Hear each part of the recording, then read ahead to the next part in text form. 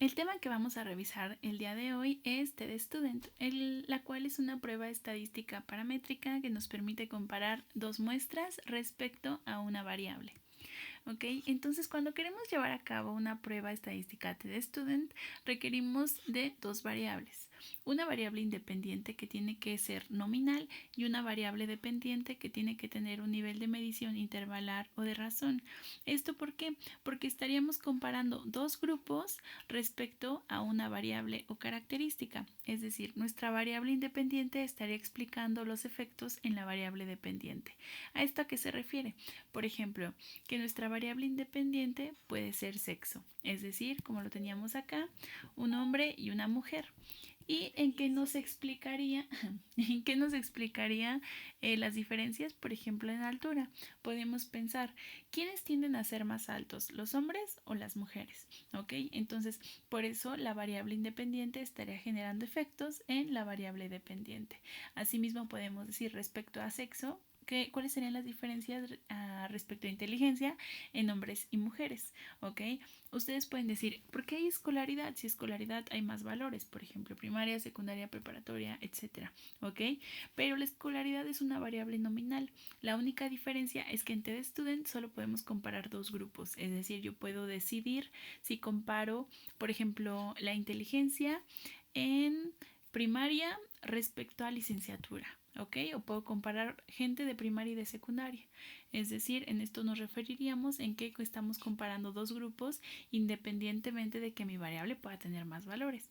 Por ejemplo, y como lo vamos a hacer más adelante, el estado civil puede tener diferentes valores como soltero, casado, divorciado, viudo, unión libre.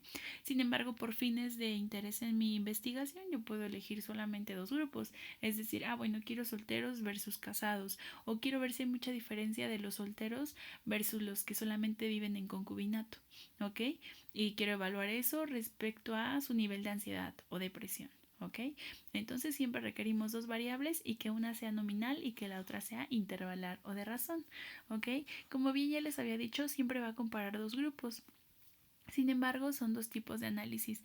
Puede comparar dos grupos dependientes o dos grupos independientes. Con dependientes, ¿a qué nos referimos? En que se hacen dos mediciones de una variable a la misma muestra. Es decir, yo puedo generar un taller para disminuir la ansiedad. Entonces, ¿yo qué voy a hacer? Voy a conseguir adolescentes, ¿no? Que siempre están muy estresados. Entonces, los invito a participar a mi taller, pero antes de que entren al taller, ¿yo qué voy a hacer? Les voy a generar, les voy a medir su nivel de ansiedad, es decir, ya la medí, después les hago el taller, les aplico el taller y al finalizar el taller vuelvo a medir su nivel de ansiedad. Es decir, lo que voy a comparar, los dos grupos que voy a comparar es un antes y un después. No realmente son personas distintas, sino son a las mismas personas, pero estoy comparando si hubo diferencias debido a que yo hice una intervención en ellos. Yo intenté disminuir ese nivel de ansiedad y este tipo de análisis en grupos dependientes me permite saber si algo funciona o no. ¿Ok? Por ejemplo, esto también se puede usar, por ejemplo, en pastillas. Cuando le damos a una persona una pastilla para dormir, queremos medir cuántas horas dormía antes y cuántas horas duerme ahora. ¿Ok? Y ese se llama prueba TED-Student, pero para grupos dependientes o muestras apareadas, pero eso lo vamos a revisar posteriormente. ¿Ok?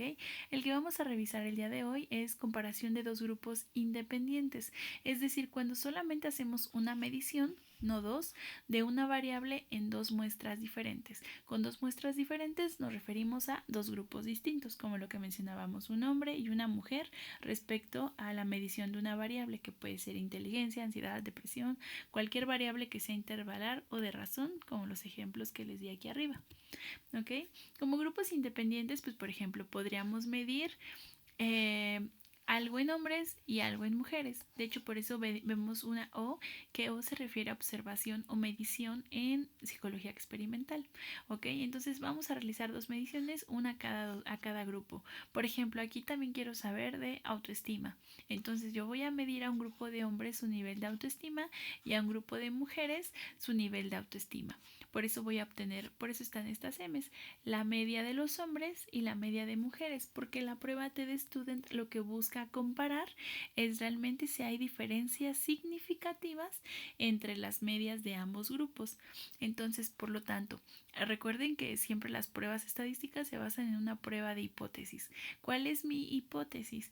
Bueno, mi hipótesis como investigador pues va a ser que yo espero tener diferencias, ¿no? Generalmente siempre que generamos un proyecto buscamos que sí haya diferencias. Entonces, que la media de los hombres va a ser distinta a la media de las mujeres. Vamos a no limitar nuestra investigación diciendo, bueno, yo creo que va a ser mayor esta o mayor la otra, ¿ok? Sino simplemente nosotros esperemos que haya diferencias, ¿ok? Y siempre vamos a tener como nuestra enemiga, que es nuestra hipótesis nula, que va a definirnos que la media de los hombres va a ser igual que la media de mujeres. Es decir, que no importa qué haga yo, ¿no? Siempre vamos a encontrar constantemente que la autoestima tanto en hombres como en mujeres, en lugar donde yo la mida, va a ser igual. ¿Ok? Entonces, esto se refiere cuando hablamos de grupos independientes, dos grupos que son realmente diferentes. ¿Ok? Respecto al nivel de significancia, nos mantenemos en lo de siempre, donde la hipótesis alterna me va a decir, justo como aquí yo lo veía, que existen diferencias, o en el caso de la correlación, que es lo que habíamos revisado, que existe relación, o la hipótesis nula, que no existen diferencias, como lo revisé aquí, ¿ok? Que son iguales, o que existe relación, ¿ok? Aquí me equivoqué, que no existe relación, lo dejé así.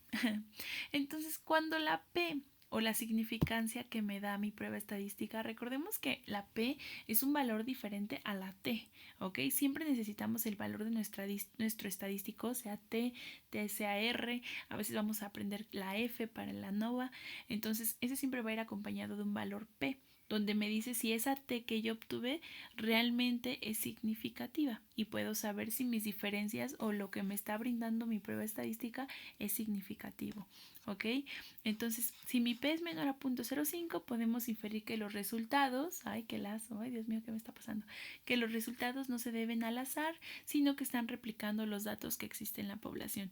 Es decir, que si yo encontrara que la media de los hombres es mayor que las mujeres, en mi muestra, porque estoy evaluando una muestra, realmente yo lo puedo replicar a que afuera, en la realidad, a que en la población de la que proviene mi muestra, los hombres también van a tener una mayor autoestima que las mujeres, ¿ok?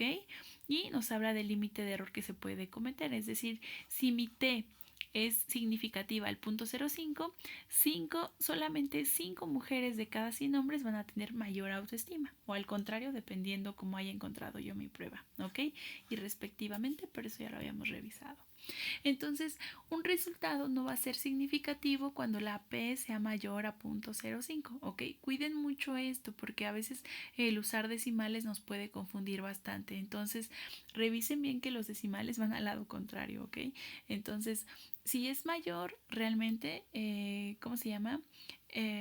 Si en este caso, por ejemplo, P a 0.06, si es mayor, realmente no es significativa la prueba y podemos aceptar nuestra hipótesis nula, ¿ok? Que es la que decía que yo que era nuestra enemiga. ¿Cuál es nuestra enemiga? Pues la que me dice que son iguales, ¿ok? Entonces, cuando yo obtenga una P mayor a 0.05, voy a aceptar esta hipótesis, que son iguales mis grupos, y voy a rechazar mi hipótesis que decía que son diferentes. Es decir, no hay diferencias en sexo en la autoestima. ¿Ok? Entonces, muchos alumnos a veces me dicen, oiga, pero si yo sí veo diferencias, ¿no? O sea, no me importa mi P. Ustedes me dicen así, no me importa la P, yo la ignoro. Pero yo veo las medias de hombres en autoestima y es de 20 y la de mujeres de 10, ¿ok? Pero si tu P es mayor a 0.05, es decir, por ejemplo aquí, ¿no? Que es 0.07, pues tu resultado no es significativo, ¿ok? ¿Esto qué quisiera decir? Que los resultados obtenidos a partir de la muestra no se pueden generalizar a la población, es que se debe al azar. Pues es que a lo mejor tú fuiste a un gimnasio, ¿no? Para medir a los hombres, entonces pues es gente que a lo mejor le gusta mucho su cuerpo y tiene una autoestima más alta, y de mujeres fuiste a un grupo de personas con algún tipo de dificultad familiar, entonces es por la muestra que tú obtuviste que encontraste esas diferencias, pero mi P me está explicando que eso no me está replicando lo que existe en la realidad, porque tú escogiste muestras como muy específicas, ¿ok? Entonces, no importa el valor de las medias hasta que no revisemos que nuestra P sea menor a 0.05. ¿Ok? Entonces, si mi resultado es significativo, es decir, que la P, por ejemplo, en este caso es menor a 0.05 porque es 0.04, quiere decir que los resultados obtenidos sí los podemos generalizar a la población, ¿ok? Y que los resultados se pueden interpretar como que así es en la realidad, ¿ok? Entonces, recuerden que la TestStudent no está comparando medias, pero yo voy a poder interpretar estas medias después de que yo haya revisado mi significancia. ¿Ok? Aquí hay un punto clave para poder interpretar o realizar realizar la interpretación de los datos de una TestStudent, porque previamente tenemos que usar una prueba del event. ¿Ok? Si recordamos cuáles son los supuestos de la estadística paramétrica, uno quiere decir que las varianzas son iguales. ¿Ok? Realmente para usar pruebas paramétricas se requiere que los grupos que yo compare, que sus varianzas sean iguales. Por ejemplo, aquí vemos que la curva es muy similar a la que está aquí. Realmente no nos está hablando de puntajes. Si notan aquí el puntaje donde empieza esta colita es antes de donde empieza esta. ¿Ok? Porque pues podríamos decir, pues son iguales, ¿no? Entonces obviamente pues van a ser mis dos grupos iguales. No realmente, porque estamos hablando de la forma o la varianza que tiene cada curva de cada muestra. Por ejemplo, aquí puede ser la de hombres y aquí puede ser la de mujeres. Pero si vemos, esta colita empieza antes que esta. Los puntajes son distintos, pero la varianza obtenida es similar o es igual. ¿Ok? Eso quiere decir que hay homocedasticidad. ¿Ok? Entonces, regresando y volviendo a explicarlo, la prueba de Leven es un filtro porque nos permite conocer si las varianzas son iguales o no entre dos o más grupos que vamos a comparar. En el caso de la prueba TestStudent, pues ¿cuántos grupos vamos a comparar? Únicamente dos, ¿ok? Entonces, a diferencia de lo que siempre buscamos cuando hacemos una prueba estadística de que los resultados no sean significativos, en esta prueba buscamos totalmente lo contrario. Buscamos que la prueba no sea significativa. ¿Ok? Recuerden que la prueba del event igual nos va a comparar dos grupos. Nos va a comparar la varianza del grupo 1 versus la varianza del grupo 2. Entonces, de forma similar, como la hipótesis alterna nos pone que las varianzas son diferentes, la hipótesis nula nos pone que las varianzas son iguales. ¿Ok? Entonces, nosotros, ¿cuál queremos ahora que se acepte? Pues realmente queremos que se acepte la hipótesis nula, porque queremos cumplir el supuesto donde las varianzas son iguales, es decir, de homocedasticidad. Regresen a esa parte del otro video donde les comento eso y la prueba de Leven nos permite verificarlo. Sin embargo, no porque yo no tenga homocedasticidad quiere decir que yo no voy a poder realizar mi prueba estadística, porque de hecho la prueba de TestStudent es demasiado robusta que nos da un resultado para homocedasticidad o heterocedasticidad, es decir, que las varianzas son iguales o que no son iguales. ¿Ok? Entonces, como les decía, vamos a tener estas dos hipótesis para la prueba del event y donde si hay homocedasticidad hay varianzas homogéneas, es decir, cuando mi P es mayor a 0.05 y esto quiere decir que los grupos son iguales, pero si mi P es menor a 0.05, es decir, que hay diferencias significativas, quiere decir que las varianzas son diferentes o heterogéneas, ¿ok? Entonces nos mostraría algo así. Si realmente nos saliera significativa la prueba del event, quisiera decir que tenemos que usar estadística paramétrica.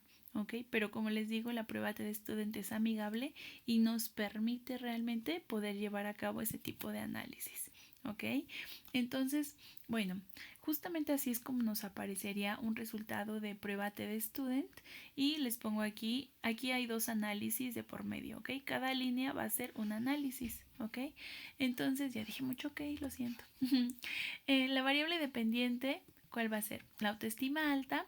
¿Y cuál va a ser mi variable independiente? El estado civil, ¿ok? Puede ser, voy a comparar solo dos grupos, como quedamos, solteros y casados. Y tengo otro estudio o otro análisis que es autoestima baja y donde voy a comparar los mismos grupos, ¿ok? Entonces aquí estamos comparando todo lo de autoestima alta y aquí todo lo de autoestima baja.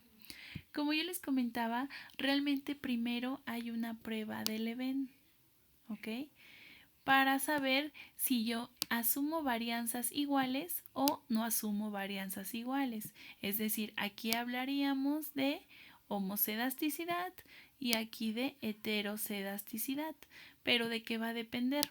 Aquí tengo el valor F para mi prueba de Leven, pero acuérdense que a mí ¿qué me importa? La significancia, ¿ok? Entonces, basado en la significancia es que yo voy a tomar la decisión de si asumo varianzas iguales, y si asumo varianzas iguales usaría la T de arriba y la significancia, esa sería la significancia de mi T, o si no las asumo y usaría la T de abajo. ¿Ok? Para más claro, bueno, vamos a seguir al siguiente. La prueba del evento número 1 no se reporta. ¿Pero por qué es importante entenderla? Porque eso me va a decir si uso mi T de arriba o uso mi T de abajo. ¿Ok? En este caso, como yo les decía, tenemos que hacerlo muy lento y muy despacio porque tenemos que asimilar esto de que, o sea, como la prueba del event quiero que no sea significativa, pero la prueba T sí o al revés, ¿ok? Entonces, justamente en la prueba del event espero que las diferencias sean significativas. No sean significativas, ¿para qué? Para asumir varianzas iguales. En este caso, como la prueba es mayor a 0.05, quiere decir que no hay diferencias significativas en las varianzas, es decir, que las curvitas son iguales y que yo puedo usar la columna de arriba de la T, porque por eso tengo dos líneas T, una para varianzas iguales y otra para varianzas asumidas no iguales. ¿Ok? En este caso, como no hay diferencias significativas, utilizo la de arriba y reportaría esta T y con esta significancia. ¿Ok? Realmente ustedes pueden decir, bueno, este y este, los dos son significativos. Sí, y realmente ahí pues yo tal vez lo pondría como bien. Pero hay ocasiones donde realmente ambos datos en uno es significativo y en el otro no es significativo. Entonces de eso depende mucho cómo interpretemos nuestros resultados. ¿Ok? Por eso esto es diferente o es importante. En este caso, podemos ver que sí hay diferencias significativas, no entre los grupos, sino entre las varianzas de los grupos. Es algo totalmente diferente. ¿Ok? Entonces, aquí como si hay diferencias, pues que asumimos que las varianzas son distintas, que existen diferencias significativas, pero entre las varianzas. Entonces, ¿qué línea voy a ocupar? Pues la de aquí abajo, donde no asumo las varianzas iguales y yo reportaría esta T y esta significancia. ¿Ok? En este caso, como les digo, bueno, realmente ninguna de las dos son significativas y no importaría mucho cómo interprete mis datos, pero sí importa qué datos yo reporto para hacerlo correctamente. ¿Ok? Entonces, repito, prueba del event no se reporta, pero me sirve para saber cuál de las T reportar, si la T de arriba o la T de abajo. ¿Ok? En cada análisis yo voy a tener dos T's, pero la prueba del event me va a decir cuál debo reportar junto con cuál de sus significancias. ¿Ok? Esta realmente no la utilizo.